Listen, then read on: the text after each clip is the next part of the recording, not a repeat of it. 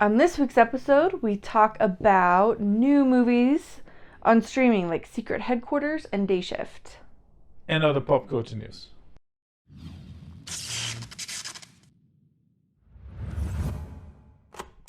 Okay, we watched a bunch this week, but it was pretty much all on streaming. Like we said last week, Bullet Train was or 2 weeks ago, I guess. Bullet Train was kind of the end of the summer blockbusters, the big summer movies. So we're in a bit of a lull, but there's so much to see on streaming. So that's what we have to talk about today. First up, this is a Netflix movie, right? Which one? Secret Headquarters? No, it's Paramount Plus. Oh, yeah. Okay, Paramount Plus movie called Secret Headquarters, starring kind of Owen Wilson and the kid from Adam Project, who has a name and is an individual with a lot of talent, but I can't remember his name right now. But anyway, those are our main characters. Yeah, sort of. Michael Pena too. And, Oh yeah, I forgot. Yeah, there's some other people, but the guy from Dancing with the Stars, is that his name? Yeah. No, Grey's Anatomy. The guy from Grey's Anatomy. Yeah. The soldier that should get the thing but doesn't get the thing, and in the end.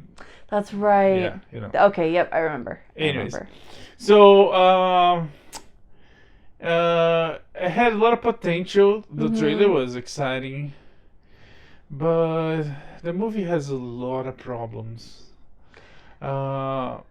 It's I don't know, maybe it was made for kids, but a little bit. That's no excuse though, because a lot of movies that are made for kids are awesome and are so fun regardless of age group.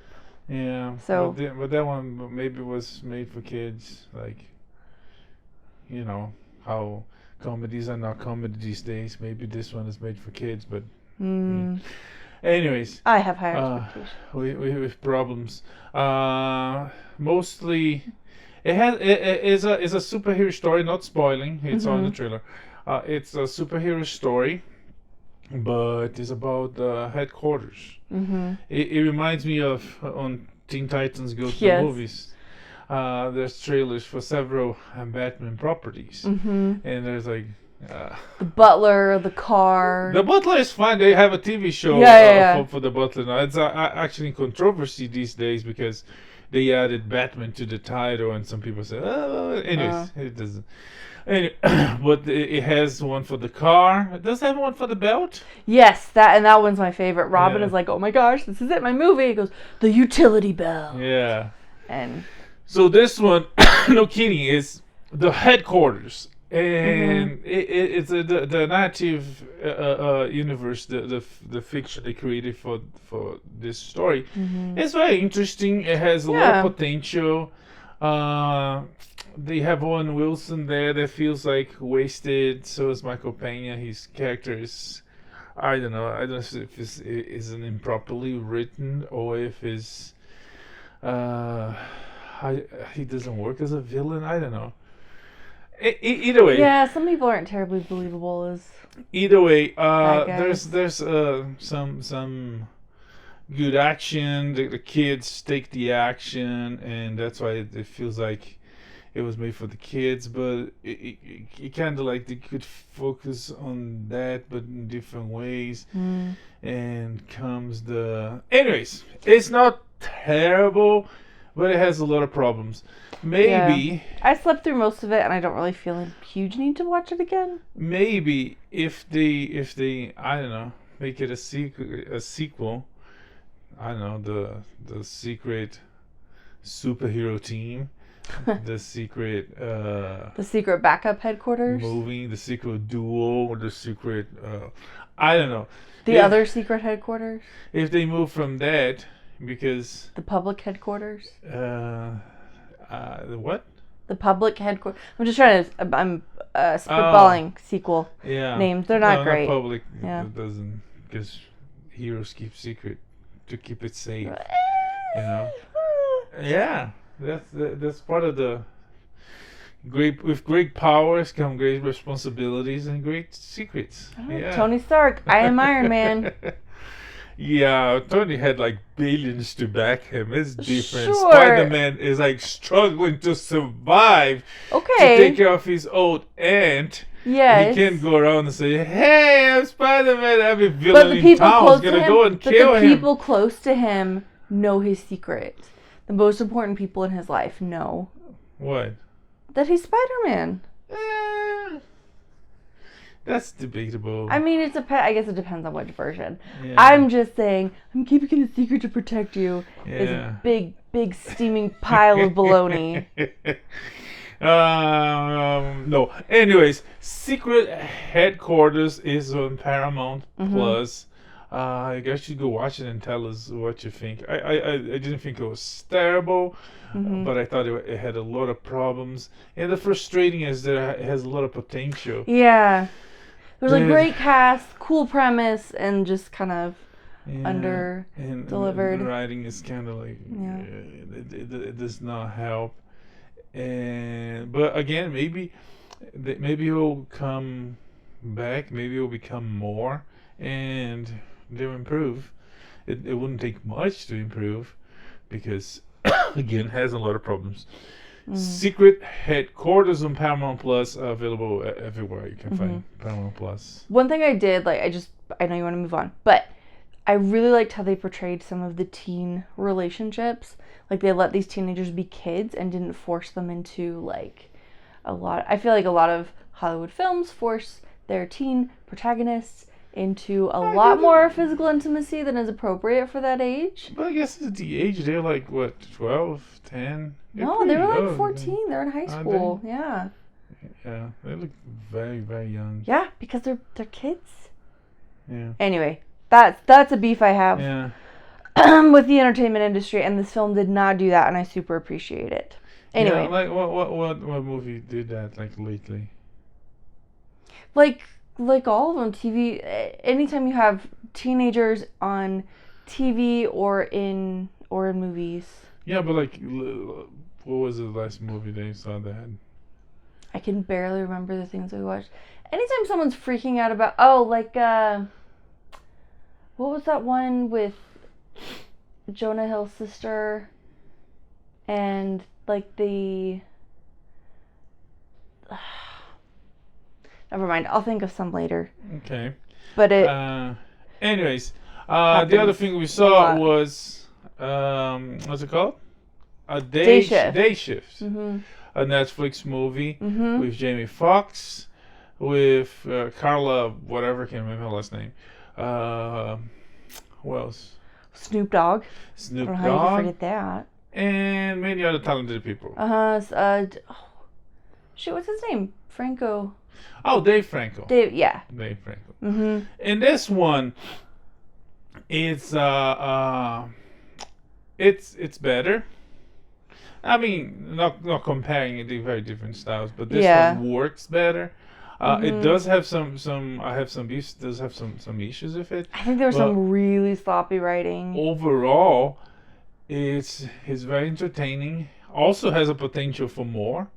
Yes. The story, really clear setup. The story, as you see on the trailer, is about this vampire hunter in Los Angeles. Not Los Angeles, in the valley, in San Fernando Valley. Yeah. I mean, Los Angeles. Jamie Foxx is the vampire.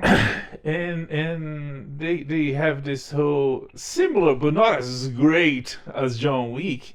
They created this fictional organization that predates the movie. It's the Union of Vampire Hunters, which is always a good feeling when you have this organization have glimpses at it. You can explore after, you can explore before, and you're gonna talk about John Wick a little bit later on that topic. So this guy, the Union, and vampires, is pretty, has really some really good action moments, some fight sequences, and the director, I can't remember if his first movie as a director, but he pretty much worked as a stuntman or a stuntman Stunt coordinator, yeah. You can go through the IMDb list of pretty much every action movie on the last 30 years is involved somehow. The Fast and Furious franchises, John Wick, and many others. And yeah, I think the fact that it was directed by a stunt coordinator really shows, because there's just a lot of that going on. Yeah, like you said, cool fight scenes. There is some cool world building, like this whole idea of a union and a whole new version of like vampire lore and all this stuff. But there were a lot of sloppy moments where maybe kind of like Reva showing up at the end of the tunnel, where she's like, oh, somehow they're here. Oh well, things like that. And then other things I noticed at the beginning, that there's some cool details at the beginning about vampires and how you'd catch a vampire that then never came up again later in the movie, but that should have been there. So it was a little slow. There's some like really cheesy lines, but overall it was funny to watch and funny. Very funny. Yes, is an actual comedy.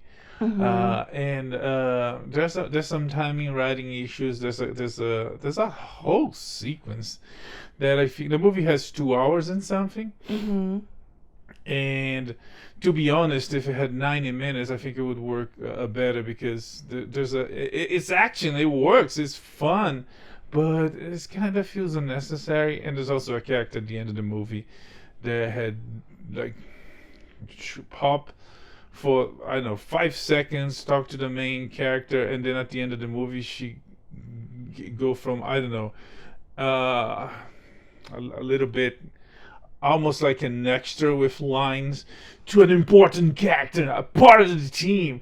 I was like, yeah, it just happened really. Yeah, it's like, it was unclear why or how that. Like, I don't have a problem with somebody switching sides. That's fine, but it was unclear why or how, or just suddenly. Yeah.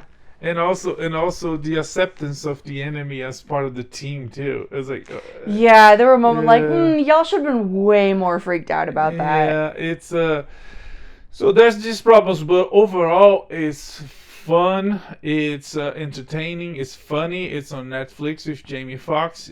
Day Shift. Yeah, and also with potential for more. Yeah, no, they're definitely setting up for that. He had been working on a comedy called All-Star Weekend, but it's shelved for now. Oh yeah, he actually watches an episode of Comedians in Cars Getting Coffee with Jerry Seinfeld, where he takes him to coffee, and he talks about this comedy that he wrote and directed, or anyways, he's heavily involved. He's behind this comedy. And among the things he did, he invited Robert Downey Jr. to be a Mexican. It's not surprising. Robert Downey Jr. can do anything. He's Tropic Thunder. He's been a black man on Tropic Thunder. An Australian playing a black man. Yeah. So there's that, and so many other things. From Sherlock to Iron Man, he has range. So he was invited to be a Mexican. And Jamie Foxx has this project. It sounds hilarious. Yeah. But he said, "Yeah, I'll release when the world is ready for comedy." When people go back to laughing again. When people go back to laughing again, and I was like, "Oh, how could they?" Which I think shows good judgment on his part. I think right now that would not be received well, and it would just be kind of a loss. It's just sad that we live in a moment like that well, you can laugh. It's like human beings have always been ready to be horribly offended by all kinds of things. Everything right becomes, now it's comedy. Like, oh, could you? Yeah. Anyways, this thing is, it's. The being offended is gonna eventually gonna blow up, because you're not gonna be able to say hi. So once this thing blows up and we build from ground up, Jamie Foxx gonna release his comedy. Meanwhile, Day Shift on Netflix. Okay, going over to HBO Max, we finished Westworld season 4, and what can I say? It's Westworld. Yeah, it was very interesting as the show is. It ended very, very not drastically, very dramatically. Something big happens. Yeah, I would say it was pretty drastic. Even though it doesn't look big, but the consequences of what happens in the episode, they are global, and it kind of feels like the end. But Lisa Joy, one of the showrunners, said that if HBO Max renews HBO renews the show, next season will be the last one. I'm going to ask that they do not renew the show. I think this was a great ending. It felt very final for a lot of reasons that we're not going to spoil. But also this whole season didn't feel, at least for me personally, it didn't feel necessary. It was masterfully done, as every other season is. They have stunning special effects and production design, and the actors turn in incredible performances, and there's cool action scenes and moments of tension. But it's starting to feel like there's only so many times that you can write a storyline and then like shock your audience by saying, oh, the timeline's not what you thought it was, or oh, they're not actually in this. Like, there's only so many times you can do that, and before it starts to feel like cliched, and we're starting to get there for me. I don't know. I feel like it could have ended a couple seasons ago, and it would have been okay. But the plan is to make one more if they're allowed. It would be definitely very interesting the way this season ends to pick up from that. It's, I don't know. There's it feels like some not spoiling, but it feels like there's some elements of when we are able to create a simulation realistic as life, that could be one evidence that we lived in a simulation. So that thing is like onion layers, and the show could be deeper on that, or get out of that and find out. It could be either direction. Could be deeper inside and reveal stuff to the audiences that was not revealed, or deeper outside and reveal stuff that we had no idea. Anyways, season 4 is available on HBO Max. Sure is. Okay, and last but not least, She-Hulk Lawyer Attorney at Law premiered on Disney Plus this week. Yeah. This is starring Tatiana Maslany in the title role, and this first episode we saw a lot of Mark Ruffalo as Bruce Banner. He shouldn't come back. I think he was just on the first episode. Yeah. I mean, they I might. think we'll see little bits of him later. They might. He might. I don't know. She might call him once you find problems exactly. at the end. But I doubt that at the end he would come to help, because that defeats the purpose of, it's her show, so she should shine. So it's not going to come for help, even though the size, power, and in the Hulk's case, size, it keeps changing. It's like he's gigantic and terrifying. Yeah. And then he's smaller. And it's like, hey, let's drink. Anyways, the show was fun. It was funny. It captures like little beats of the spirit of the character. It's not as terrible as the trailers conveyed. The special effects is still kind of weird, but it's not. I thought they looked better than the trailer, though. Maybe that was just wishful thinking, but overall, as the proposal of the show to be a comedy about a lawyer, I would say it works. I mean, of course, Disney robots and bots on the internet are like saying it's the best thing Marvel put out there. But it's like they always say that. They do, and I wish they would just like calm down and let us enjoy a show for what it is. Oh, also, rather than they're like, it's wonderful, you're gonna love it. Because honestly, I super enjoyed it. Yeah. Also, the response to it is always like, if you don't like it, you're a sexist, racist. You're sexist. Yeah. And someone made this meme. It's saying, it's like, oh, Marvel put this show the first show led by a woman, and everybody's hating because it's led by a woman.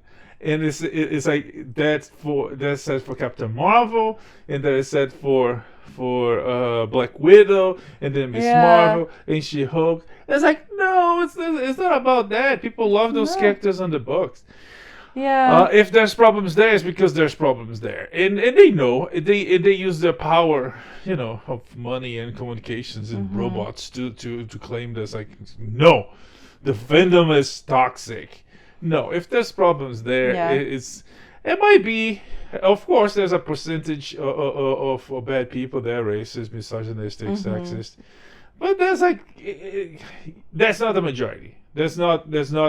But they used to claim that the fandom is toxic, the fandom is wrong. It's like, no, you guys should take responsibility for the things you do wrong. Yeah.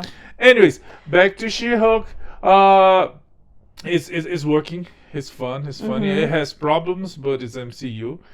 It always has problems. And for me, this time, the problems were way less glaring than with other MCU properties that we've seen. Granted, we've only seen the first episode, but so far, I just honestly thoroughly enjoyed it. Yeah, no, she's good. I had my doubts about her, because I don't know, maybe this will change throughout the show, because in the books, She-Hulk, it's a pretty, she's funny and she's strong. So on the trailers, I didn't feel like that. On the show, that's a little bit better, but we'll see. Yeah, I feel if it improves. Granted, I'm a cisgendered heterosexual female, but I feel like she's ticked those boxes. She's pretty, she's strong, she's funny. Yeah. I mean, maybe she's not your type, but not my shade of green. Yeah. I don't know. If anything, she is another victim of Hollywood's racism against red hairs, because Jennifer Walters is a red hair when she's in human form. Yeah. Huh. But yeah. Okay. Your representation, both on screen and social warriors. Is super flawed. Anyways, She-Hulk, Attorney at Law, available on Disney Plus every Wednesday. Wait, today is? Today's Thursday. So every Thursday on Disney Plus. Okay. Oh, note, this is TV 14. Which I think might be a little higher rating than some of the others. Oh, yes. Yeah. First of all. And that's the reason why we didn't watch with our girls, because there will be, there's a lot of comments out there. The trailer shows, but they said it's the horniest Marvel show ever. So, yeah. We'll see. Meanwhile, the ratings for the bots and anti-bots, bots and people versus people, the ratings for the show are pretty low, especially on IMDb. But more people watch the show, and worldwide it might change. Yeah, we'll see. I enjoyed it. I look forward to the next episode. So new data, while we're on Disney Plus, new data is confirming that the Lightyear didn't really do any better on Disney Plus than it's done in theaters. Oh yeah. So Encanto, tons of people watch that on streaming. Wait. Because it's incredible. About Encanto, did Encanto make the movies? I honestly don't remember. I think it was in theaters. Think it did it? Yeah, I think so. Yeah. Okay. Yeah, because I remember waiting to watch it, and I'm pretty sure it was in theaters. Okay. But when it got to streaming, there was our family included, tons of people watched it and loved it, and Lightyear just just didn't. Yeah, bombed and bombed, and who knows? Hopefully they will realize that and change some stuff there, and or just let it go, move on. Justice to the character. I mean, yeah, make new things. Yeah. We've got 5 Toy Story films, a series, and now this one. Like, it's okay. Yeah, it's okay. Sequels, reboots, remakes, usually a good money source because they bring people back. But when you screw up like that, it's like, hey, yeah, don't. But I mean, Disney's not a company to just like let an IP go. They're gonna like get everything they possibly can out of it. Yeah. But it'd be really nice if they just about that. Yeah. They just announced a movie for the Rolling Thunder Mountain. Is that called? Rocky Thunder Mountain? Something like that. What's it called? Let me find it. Big Thunder Mountain. Big Thunder Mountain. Yeah. Railroad. What's it called? Yeah. Big Thunder Mountain Railroad. Yeah. Big Thunder Mountain Railroad. That's plenty. It's a ride at Disneyland, Disney World. I think it still is. And they're gonna make a movie about it. Yep. They did one for Jungle Cruise, and of course they did a series for Pirates of the Caribbean. Yeah. It could mean something good might come out of it. It could mean. Who knows? I liked Jungle Cruise the movie. Obviously, Pirates of the Caribbean was fantastic. This one is produced by Margot Robbie's company and Ridley Scott. Goodness. Yeah. Goodness. Back to box offices and ratings and all that. The Gray Man, this is the spy thriller starring Ryan Gosling on Netflix, has made it to Netflix's top 5 all time. Yeah. So. Behind Red Notice. Don't Look Up, Bird Box. And Bird Box is still on the top. And The Adam Project, yeah. And Adam Project. Yep. So those are Netflix's top 5. Wow, Bird Box is still on the top, huh? Yeah. Sandra Bullock. That had a lot of hype. Yeah. And Sandra Bullock has. And the story was good. I guess it was on a wave of Quiet Place. Yes. So it was a perfect storm. People saw Quiet Place, and there was something similar coming. Yeah. With Sandra Bullock. Yeah. Yeah, and it's that rare magic where like it was something similar, but like really good in its own right. Yeah. Yeah. So yeah. Bullet Train is still number 1. So Top Gun Maverick is starting to die down a little bit. So Bullet Train is still number 1. Totally deserves it. What have they grossed so far? 13.4 million. I don't even know what that means. Sony action comedy will stay atop the charts with just $13.4 million. Anyway, they're at the top of the box office. It's definitely worth seeing. And Top Gun Maverick is coming to digital this month. And the Blu-ray is coming in November. Yeah, and about box office, the average will. What the heck does this mean?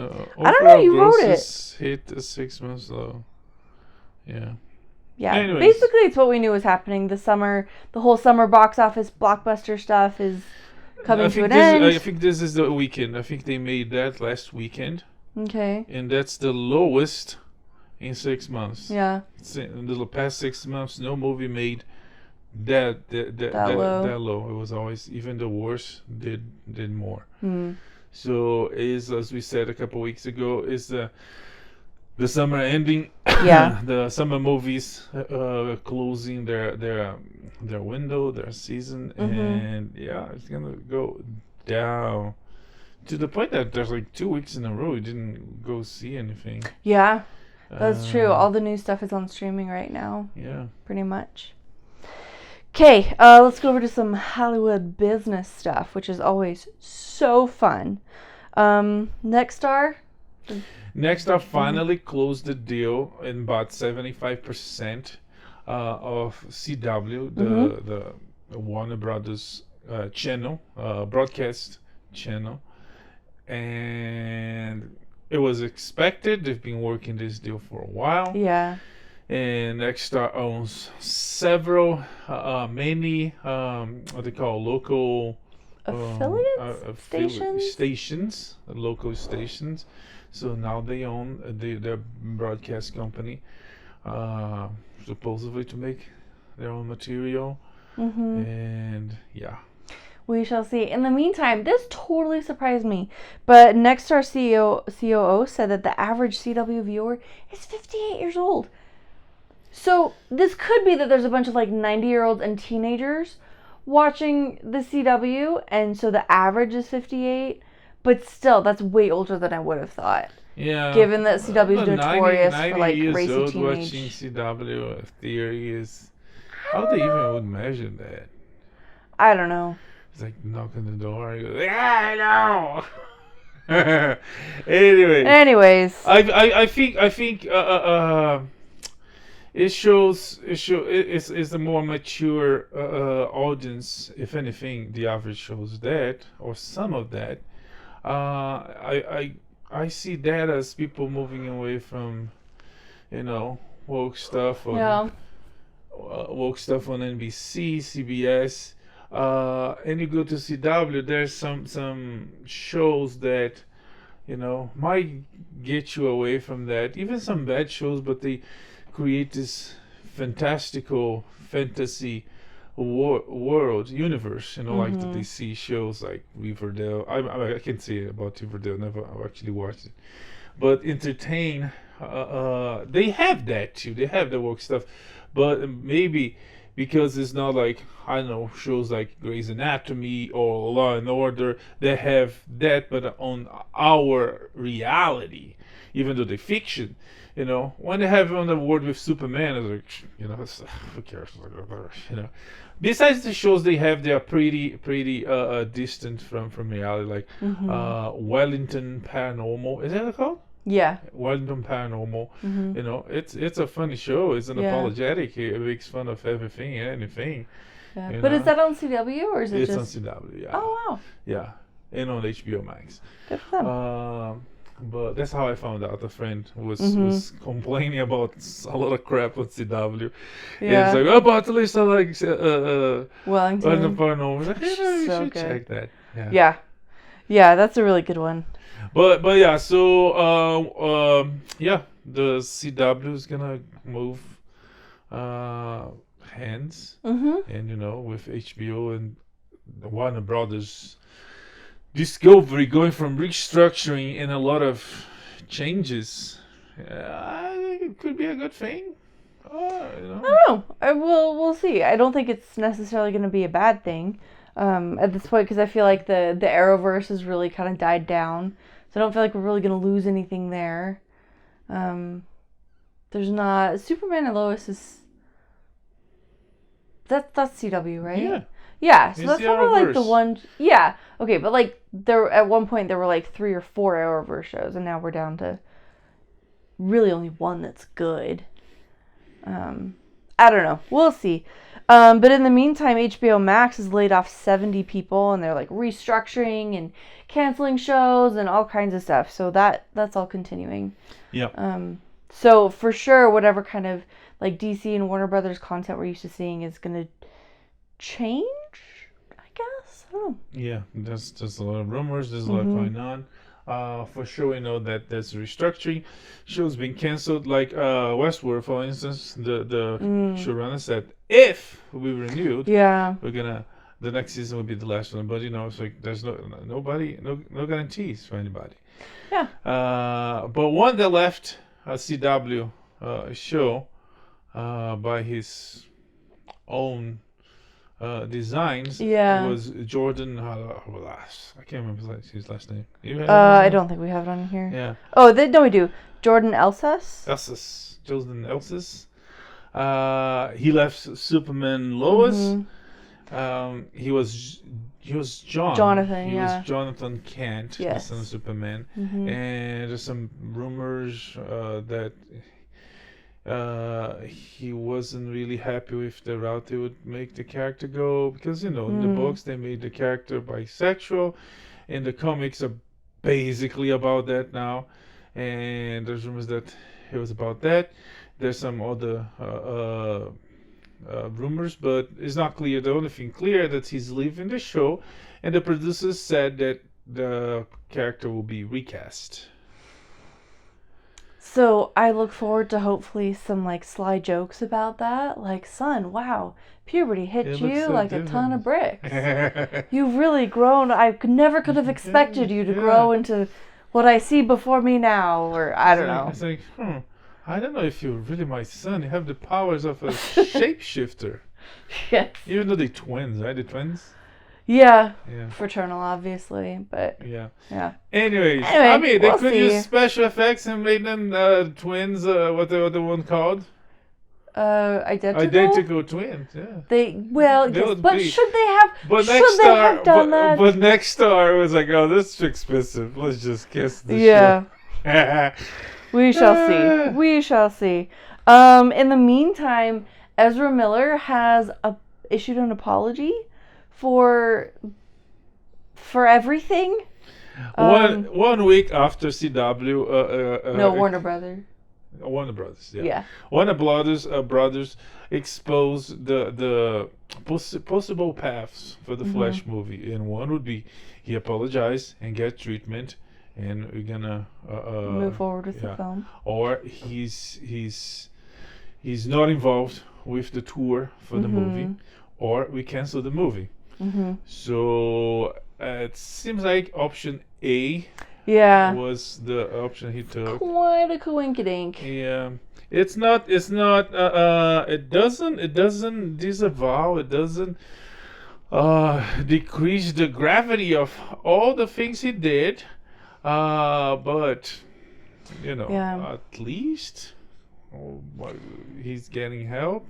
Yeah, even if the timing is suspect, Yeah. it's definitely a move in the right direction. Yeah. Or at least not another move in the wrong direction. But behind the scenes, you don't know. Behind the scenes, there's rumors that he was pressured because, hey, we're gonna sue the crap out of you. And also, there's rumors that this was triggered by a friend that committed suicide. But the timing is like, so the guy committed suicide last week, just after Warner pressured him to do that. So the only thing we know as a fact that he apologized it, and at this point that does not guarantee that the movie will come out. At least nothing official was said by CW yet. By Warner Brothers. Yeah. WB. From like a truly shallow and selfish point of view, I really hope the movie comes out. It's one I've been looking forward to a long time, and I really liked EzraMiller's interpretation of the Flash, and that's part of why, again, from a purely selfish standpoint, this whole thing has been so sad to watch, that we're like losing this character. Not just like all the harm he's causing to other people and to himself, but like it was just a real bummer. Yeah. And we need good news. There's like rumors about reshoots for all WB properties. So who knows? Maybe in the end they reshoot something and made he disappeared. He blipped them. About reshoots and changes. This week came out a rumor that Walter Amada, the former big boss. I mean, he still is the big boss of the WB. And he said he's gonna stay until Black Adam. I said, no, it's like, if you ask me, no, just leave, man. Come on, nobody wants you here. Come on. Yeah. You said you go to the bathroom and leave, never come back. Anyways. Yeah. There was a rumor that his plans for DC was a crisis level event, and to erase, reboot, and restart. But apparently. There wasn't. I mean, wasn't gonna happen. Zaslav in the new direction of the WBD said no, and he's gonna get out. They want him out, but he's just gonna stay until Black Adam. And for the fact that one of the first new chapters post-crisis on this Hamada-verse was Batgirl, and Batgirl was axed. Yeah, it doesn't seem like it was on the right track for starters. No. Yeah. Okay. In the meantime, the FBI has released a report about going way back to 11 months ago when Alec Baldwin and the whole accident on the set of Rust that resulted in the death of the cinematographer. So Alec Baldwin has insisted in interviews that he never pulled the trigger, but the FBI report, corroborating what I said at the time, which doesn't matter, but it matters a lot to me, says that this type of gun will not go off unless you pull the trigger. Yeah. I mean, maybe if you dropped it, you could have a slightly excuse, but he didn't drop it. It wasn't his hand. He pulled the trigger and pa! But it's like, no, I should put it. Which doesn't mean that it was his fault. Again, like there's all this like protocols, and there's supposed to be layers of like safety checks and everything when you're dealing with prop weapons. The armory. I think that's the word for the armory. Woman, I can't remember her name, but she was on the news not like a couple minutes ago, saying that the fact that the FBI is not doing a DNA on the ammunition, on the live ammunition, to see who touched it, she considers pretty suspicious. Well, can they? Huh? I mean, if you touch something, it doesn't mean your DNA is left behind. And if someone's plotting a murder, they just put gloves on. Yeah, but I'm just saying, this is like Murder 101. You put your gloves on. You don't leave. Yeah, but I mean, if the thing wasn't that dark, if he shot her, in his liability, if he was the one that put the ammunition on the gun and shoot her, and if he might not be wearing a glove because he wasn't planning to kill her. But he made a mistake. But even making a mistake that kills someone, that's a heck of a mistake to make. Yeah, and I'm gonna accidentally put a bullet in here. Because I don't know. Yeah. I don't know. It's basically it continues to not add up and be super suspicious. Yeah. Could you even get DNA off of it after it's like exploded out of a gun? I mean, not specifically the one that was shot, but the other ones in the gun. Oh, I guess so. Yeah. Because if you saw The Dark Knight, was it Dark Knight?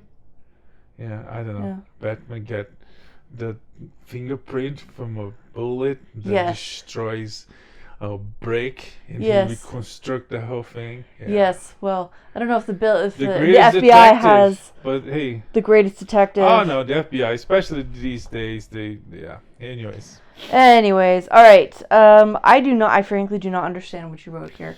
I've been trying. Okay, so Johnny Depp. Okay. Might be back to the Fantastic Beasts universe. Oh. According to Mads Mikkelsen. The guy that actually replaced him, and they are friends. So. Yeah. Okay. Interesting.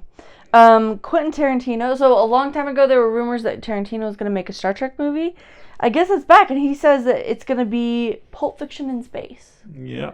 So not like OG Star Trek, but it seems like it could be interesting. I'm going to watch it no matter what. We saw a cool trailer for a new film called The Greatest Beer Run Ever. This is coming in the fall to Apple TV Plus.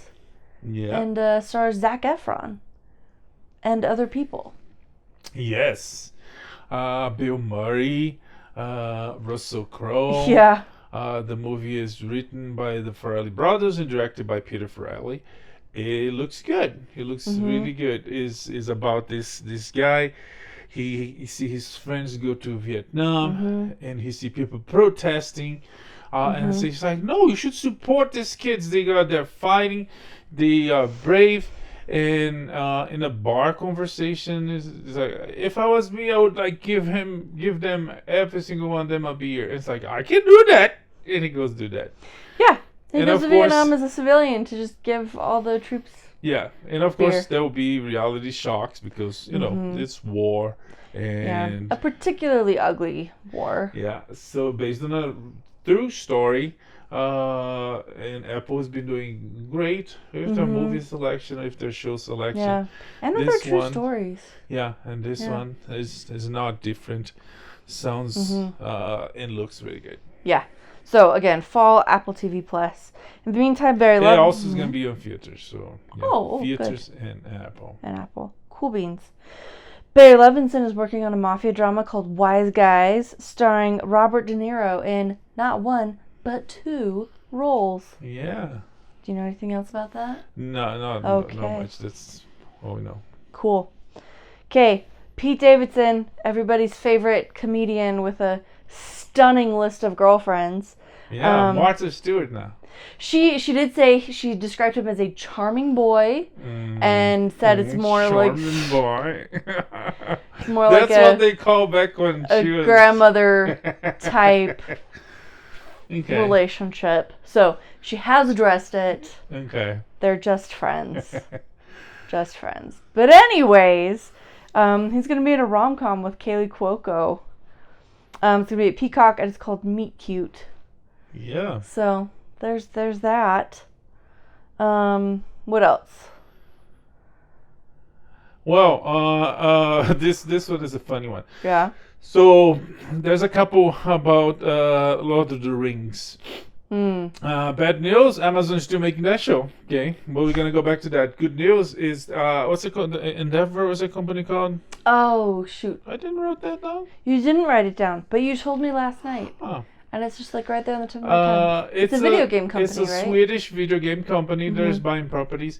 They bought the rights for Lord of the Rings, The Hobbit, Tolkien, period, for producing new movies, new games, new shows, and hey, that's a good thing.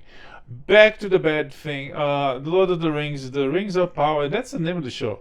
Lord of the Rings, The Rings of Power. I guess it's because Lord of the Rings is big and it makes the other one bigger. But The Rings of Power on Amazon, they decided to do something unthinkable, something big, audacious, superstitious. It's like he's being sarcastic. They're gonna release not one but 2 episodes. It's like, oh yeah, that's gonna change people's minds. But they moved the date up too.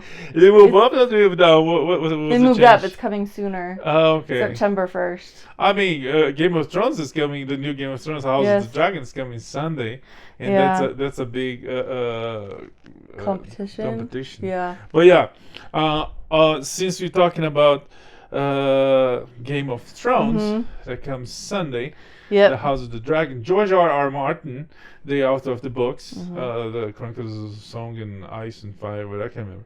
Yeah, Song of Ice and Fire. Yeah, they inspired the show.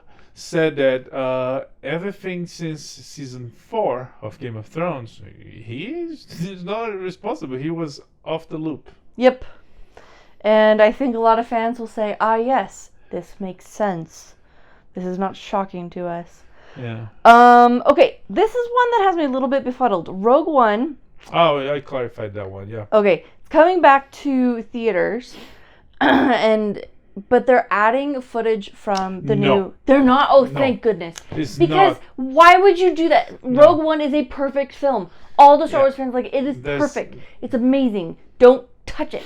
No, that's not how. It's not how it goes. Okay. It's one of those special showings. IMAX was like, the first 10 minutes of Star Trek Into the Darkness. They did that for The Hobbit too, and that's some big ones that I saw that was like, yes. But they do to several other movies. I think they did one for Dunkirk. Anyways, so what they're gonna do is they're gonna show a big chunk of an episode of Andor. Oh, thank goodness. And it's not. So it's not like they stuffed it into the film somewhere. No. Because they can't, because it would not make sense. Film. Yeah. Yeah. No, the timeline it wouldn't be. I don't know. I thought maybe it'd be like a flashback or something. No, it's not a special edition of the movie. They not re-edit in the movie. It's a special preview. Okay. Of the show. That is a load off my mind, which is good because with Amazon moving up the the Rings of Power date, like it stressed me out because I have very little time now to finish the Silmarillion, and anyway, that was too much to stress about. Yeah. I'm good now, thank you. I mean, if anything, hopefully they will not touch the actual Silmarillion. They will only touch the chapter called The Rings of Power, which is technically after the Quentin Silmarillion, so... Yeah. And I was checking the credits on IMDb, some of the character names. Yes. It's like the High King Gil-galad and other things. It's like, yeah, not spoiling the book, the brand new book that that's been out for a bajillion years. Yeah. Yeah, you're good. Some of the big names on the story, Morgoth, for instance, should not be a thing on this show. Sauron is. Yes. He's on the credits. But so hopefully they will not touch the Silmarillion. So whatever damage they do, they still preserve the possibility of the Silmarillion become movies or shows. And it's like there's chapters alone on the book that could become like 3-hour movies. Yeah. Yeah. Absolutely. There's one pretty quick. Yeah. There's one when Tingo, I can't remember his first name. And by first name I mean he had a name and then he changed his name. Because on Tolkien. Because Tolkien. On Tolkien, there's this thing. The father gives the kid a name like Fingwe. He had a kid and named him Kuru Fingwe, which means the son of Fingwe, the brave son of Fingwe. Anyways, so this guy Tingo, I can't remember his first. So the father gives the kid a name, and later the mother gives him a name. And the name the mother gives is based on how the person is, how the kid is. Oh, interesting. Like Fingwe, Kuru Fingwe became Fëanor, something like the holder of the flame, because he was like full of energy. In fact, she died a little bit after he was born because she's like, to have that kid consumed all the energies I had. And later she died. But anyways, there's this Thingo and Melian. They both. She's a Vanyar of the elder of the elves, and he's a Teleri, I think. Teleri. Let's say it's Teleri. I can't remember. So he goes and she's like playing in the wild. She's singing. I think with what's the bird? I can't remember the bird. But he looks at her and she's so beautiful and he cannot stop to look at her, and she looks at him and they look at each other, and I think it was something like 200 years. She's real beautiful. Yeah, they engaged in that. It's like meanwhile, war and destruction and Middle Earth like exploding. It's like, where's our king? Anyways, just a quick token for you. Yeah. Moving on. Classic Tolkien. Okay, just a few other things real quick. Mark Wahlberg is working on an action comedy called The Family Plan that's going to be over at Apple.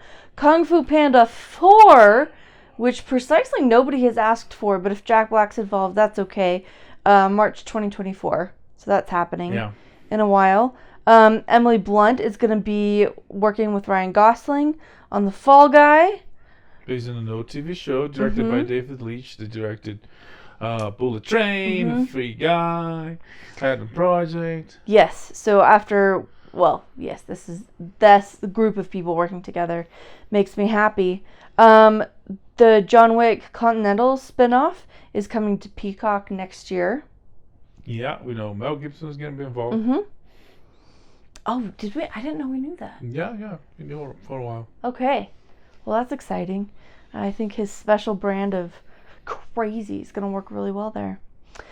And finally, Viola Davis has joined the Hunger Games prequel, the name of which I've forgotten because you said A Song of Ice and Fire, and the name of the Hunger Games prequel is almost the same. It's the Song of Birds and Praise and Hunger Birds. And yeah, there's something about snow and ice. No, it's not maybe fire. It might be. It's snow and the girl on fire. Yeah. It's anyway. But she's playing a character named Volumnia Gall. Yeah, if you read the book, you know who she is. Also, just one quick bit. Yeah. Share your quick bit. This Third Point acquired a stake on Disney, making the stocks go high, and the CEO Daniel Lieb, he's a proponent of spinning ESPN into a standalone business, growing that into its own monster, which has its advantages, Yeah. because we see some of the social politics that like infest Disney. They come to the sports, to ESPN. At least if they big and independent, they will be independent of social politics of the mother company, parent company, what they call. Yeah. Yeah. Anyways, don't drag mothers into this. Any mothers are parents too. I know. I'm just saying. Yeah. Anything else? That's all I got. Yeah. So that's all for this week. We gonna see House of the Dragon. Yeah. There's a couple of the movies on streaming available and coming that we might see.